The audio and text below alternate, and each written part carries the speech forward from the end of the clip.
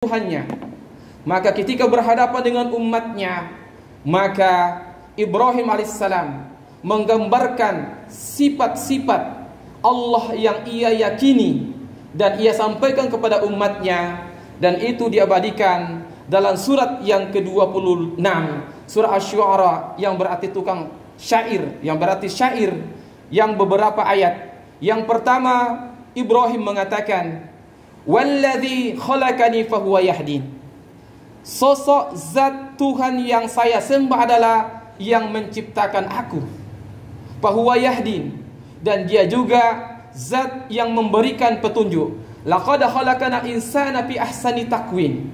Dialah Allah Subhanahu wa taala yang menciptakan kita dengan sebebeknya ciptaan dibandingkan dengan makhluk yang lainnya. Allah sempurnakan dengan menitupkan ruh.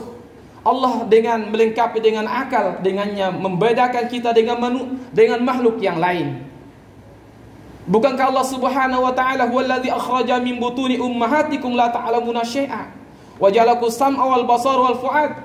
Bukankah Allah Subhanahu wa taala memberikan hidayah yang pertama dengan meniupkan ruh, maka kita harus menghidupkan hati kita. Wa nafakhtu min ruhina, Allah meniupkan ruh dalam dada kita ketika kita 4 bulan dalam perut ibu kita. Selanjutnya Allah Subhanahu wa taala melengkapi panca indera kita, mata, telinga, akal dan hati. Itu semua adalah alat sarana sebagai hidayah dari Allah Subhanahu wa taala. Di sana adalah goriza dan keinginan-keinginan yang lain. Selanjutnya adalah yang mahal dan tidak dimiliki orang adalah Allah Subhanahu wa taala berikan hidayah keimanan. Allah berikan Al-Quran sebagai petunjuk. Itulah hidayah-hidayah yang sangat mahal. Innaka lan tahdi liman ahbabta walakin Allah yahdi man yasha. Dikatakan Rasulullah SAW, kamu tidak bisa memberikan hidayah kepada pamanmu, tetapi Allah lah yang memberikan hidayah kepada hamba yang ia kehendaki. Dan alhamdulillah, Allah telah menciptakan kita dan kita diberikan hidayah keislaman yang sesuai dengan fitrah kita, dan kita ini harus merawatnya dan mensyukurinya.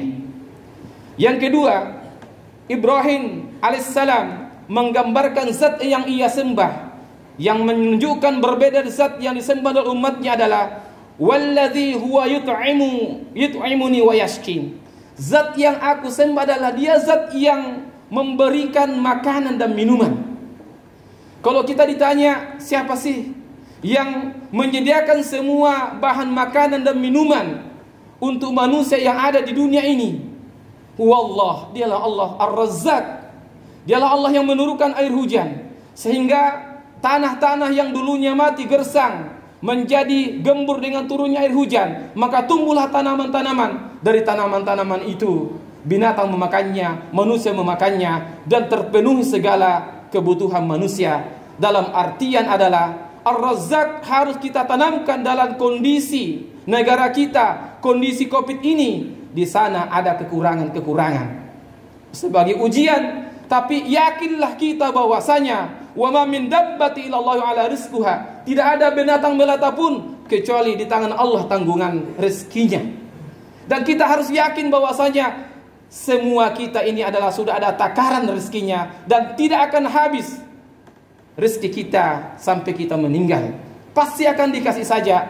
Tetapi Allah ibaratkan rezeki berupa air hujan. Kalau seandainya rezeki kita sekaligus tumpah, maka kita tidak kuat menahannya. Ibarat pohon daun, jika butiran air hujan besar, maka bisa jebol daun-daun yang kena jatuh daripada air. Begitu rezeki kita turun secara perlahan-lahan sesuai dengan kadar dan ketentuan Allah Subhanahu wa taala, yang hanya Allah yang tahu kadar dan kebutuhan kita. Hanya hawa nafsulah yang menjadikan kita senantiasa merasa kurang dan lain sebagainya.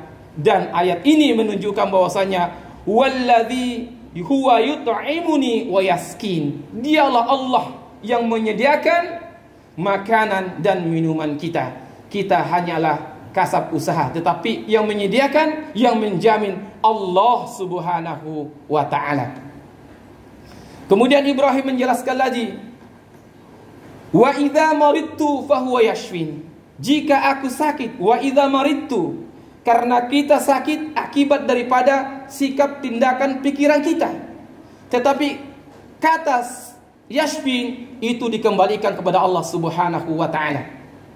Sakit karena akibat daripada perbuatan-perbuatan kita. Ulangi lagi, sakit adalah sebab daripada pola tindakan, pola makan kita, pola hidup kita dan sebagainya yang menyebabkan kita sakit. Tetapi Ibrahim menjelaskan, zat yang menyembuhkan sakit itu harus kita yakinlah Allah Subhanahu wa taala. Obat itu adalah wasilah saja. Obat itu syariat saja, dokter itu syariat saja, tapi zat yang mengangkat menyembuhkan penyakit, Allahumma rabbanas adhibil bas ishfi anta syafi la shifa illa shifa la yughadiru saqama. Rabbanas, dialah Allah Subhanahu wa taala yang mengangkat penyakit. Maka disinilah nanti kita akan diuji akidah kita. Ketika kita sakit, apakah kita harap roja betul-betul hanya kepada Allah Subhanahu wa taala, yang sebelumnya kita diuji dengan kekurangan makanan dan minumnya, apakah kita betul-betul hanya mohon kepada Allah Subhanahu wa taala? Kemudian Ibrahim menjelaskan lagi kepada umatnya, walladzi yumituni summa yuhyin. Dialah zat yang menghidupkan aku, menghidupkan sejak di dalam rahim, mengeluarkan ke alam dunia, nanti juga ya mematikan kemudian menghidupkan. Ini menunjukkan bahwasanya kita sudah melewati namanya kehidupan, menjalani sudah melewati kehidupan di alam rahim, sedang menjalani kehidupan di alam dunia. Nanti kita akan meninggal dan kemudian kita akan dihidupkan lagi. Dan kita harus yakin.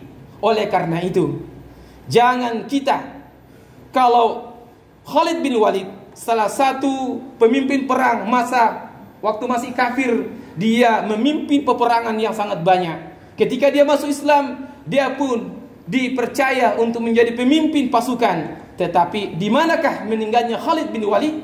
Apakah di medan perang? Apakah di ujung tombak? Apakah di ujung pedang? Tidak. Khalid bin Walid meninggal di kasur dan diranjang di rumahnya. Ini menunjukkan bahwasanya idza ja'adahu la yasta'diruna sayta wa la yastaqdimun. Apabila datang ajal kita tidak diundur dan tidak dimajukan, maka kita harus yakin bahwasanya jangan kita takut namanya kehidupan. Walaupun ada Covid, Corona dan sebagainya, tetap kita ikhtiar preventif menjaga diri kita. Kalau belum waktunya tidak akan datang kematian itu. Haruslah yakin itu, bahwasanya Allah yang mematikan. Yang lainnya itu adalah sebab-sebab saja. Nyawa kita, kematian itu di tangan Allah Subhanahu wa taala. Hadirin sidang jamaah Jumat yang dimuliakan Allah Subhanahu wa taala. Kemudian yang terakhir disampaikan oleh Ibrahim kepada kaumnya yang ia berdialog, walladzi at'amunu ayyaghfira li khati'ati yaumiddin. Dialah zat yang aku sangat berharap kepadanya untuk ia di yaumil akhir nanti untuk mengampuni dosa-dosaku. Karena apa? Seandainya ibarat Allahu al-Ghafir, al-Ghaffar, Allah sebagai zat yang mengampuni dosa, ibarat rangka tubuh kita ini. Kalau kita melihat organ-organ dalam kita, mungkin kita takut, mungkin kita jijik dan sebagainya, tetapi rangka tubuh kita lah, ada kulit di sana yang menutupi apa yang bagian dalam tubuh kita sehingga terlihat nampak. Ini maksudnya adalah seandainya bukan Allah menutupi dosa kita yang kita kerjakan malam hari, Allah tutupi, kemudian menutupi dosa kita, mengampuni dosa kita kerjakan di siang hari. Kalau bukan karena Al-Ghaffar, maka sesungguhnya di dunia ini akan nampak dosa-dosa kita. Dan kita juga harapkan di dunia, di akhirat nanti Allah Subhanahu wa taala telah memberikan ampunan. Setelah Allah ampuni dosa-dosa kita, baru menjadi kemudahan kita untuk dihisab dan dimasukkan surganya Allah Subhanahu wa taala. Semoga beberapa poin yang disampaikan oleh Ibrahim alaihissalam kepada umatnya menjadi peringatan juga bagi